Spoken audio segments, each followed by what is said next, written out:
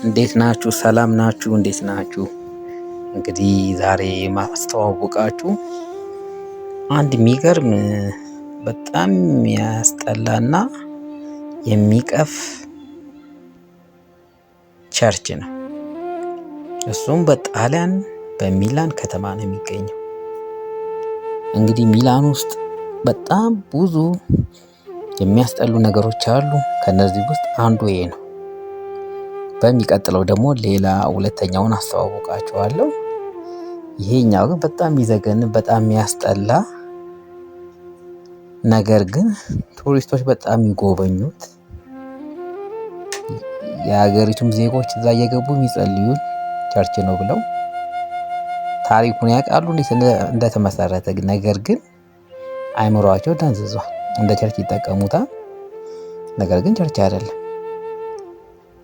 ቱሪስትን በጣም የሚጎበኘው ነው እና በጣም የሚቀፍና የሚያስጠላ ቸርች። እንግዲህ ሚላን የምትገኙ አበሾች እዚህ ቸርች ውስጥ በፍጹም መግባት የለባችሁም። በፍጹም ቸርች ነው ብላችሁ መቀበል የለባችሁም። እንደ አበሻ መቀበል የለባችሁ። ምክንያቱም በጣም የሚዘገንን ታሪክ ነው ያለው። በጣም የሚያስጠላ ታሪክ አለው። ታሪኩን እንግዲህ እንደሚቀጥለው አቀርብላችኋለሁ።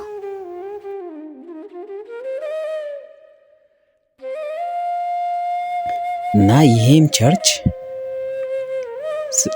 ለማለቅ 600 ዓመት ነው የፈጀበት።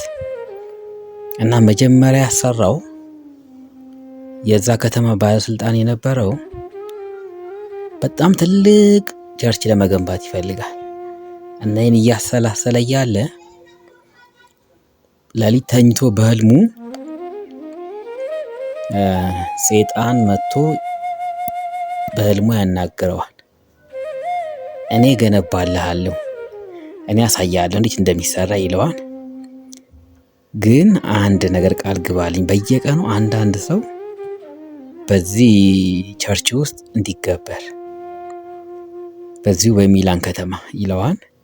በዚህ ይስማማሉ። ይነሳን ሰውየው ወዲያው ይጠራቸዋል። ግንበኞቹ ምናምኖቹን ጀምሩ ይላቸዋል። እሱ በሚያሳየው መሰረት ሲሰራ 600 ዓመት ይፈጃል።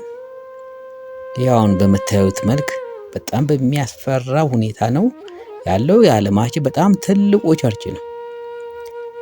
እና እንግዲህ ይህንን አሁን የሚጠቀሙበትን ጣሊያኖች ቱሪስቶች የሚጎበኙታል። እና በጣም የሚያስፈራ ነው። ሲታይም እንደምታዩት በጣም የሚያስጠላ ነገር ነው። እንግዲህ እነሱ እንደዚህ ተቀብለውታል። ይህ እንግዲህ ካቶሊክ ቸርች ነው። ጣሊያን ውስጥ በጣም ብዙ የሚያስፈሩ ቸርቾች አሉ የተሰሩ። እንግዲህ እነዚህን ቸርች ማለት አይቻልም። እነዚህ በጣም የሚያስፈሩ ነው። ህዝቡ ግን ያው ይጠቀምበታል። ፈዟን ህዝቡ። እና እንደዚህ የሚያስፈሩ በጣም ብዙ ነገሮች አሉ።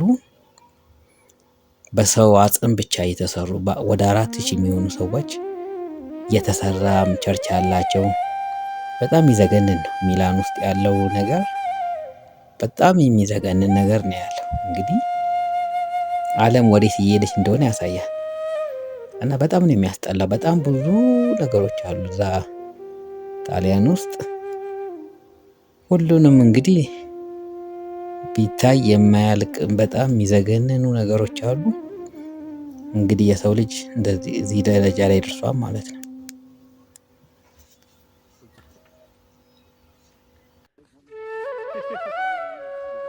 ውስጡም በሚያስፈሩ ስዕል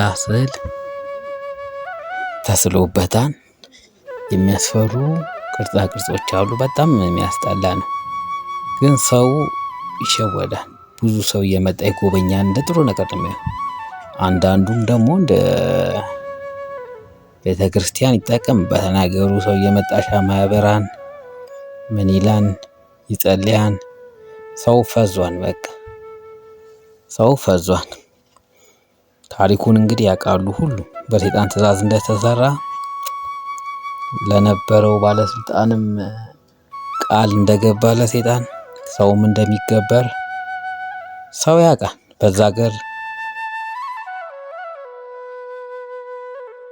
እንግዲህ እንደ ቤተ ክርስቲያን ገብቶ የዛው የጣሊያን ሀገር ዜጋዎች እንደ ቤተ ክርስቲያን ይጠቀሙበታል። በጣም የሚያሳዝን ነው እና ሰው አልባነነ፣ ሰውን አፍዘውታል እና የሚያስፈራ ቤተክርስቲያን ማለት አይቻልም። ዝም ብሎ ህንፃ ነው እንጂ ቤተክርስቲያን አይደለም። ምክንያቱም ይሄ በሰይጣን ትእዛዝ የተሰራ ነው እና በጣም የሚያስጠላ ቤተክርስቲያን ነው። ሰው ግን እንደ ጥሩ ነገር ይጎበኘዋል። ቱሪስት አይጠፋውም። እንግዲህ ምን ያክል የሰውን ጭንቅላት እንደቀየሩት ነው የሚያሳየው። ምን ያክል ሰውን እንዳደነዘዙት። ሰው ደንዝዟን፣ በዛ በጣሊያን ያለ ህዝብ ደንዝዟል። ምንም አያውቅም። ድሮ ቤተክርስቲያን የነበሩት አሁን ተቀይረዋል፣ ወደ ሌላ ነገር ተቀይረዋል። ይህም እንግዲህ ቤተክርስቲያን ተብሎ ሰው ይጠቀምበታል፣ ቱሪስት ይጎበኘዋል። እንግዲህ 600 ዓመት ነው የፈጀው። ከፍተኛ ወጪ ነው የወጣው። በትልቅነቱም በጣም ትልቅ ነው። በዓለም አንደኛ ነው። እንግዲህ የዚህ አይነት መጥፎ ነገር ሆኖ ሳለ ሰዎች ይጎበኙታል። ውስጥ ገብተው ይጸልያሉ፣ ሻማ ያበራሉ።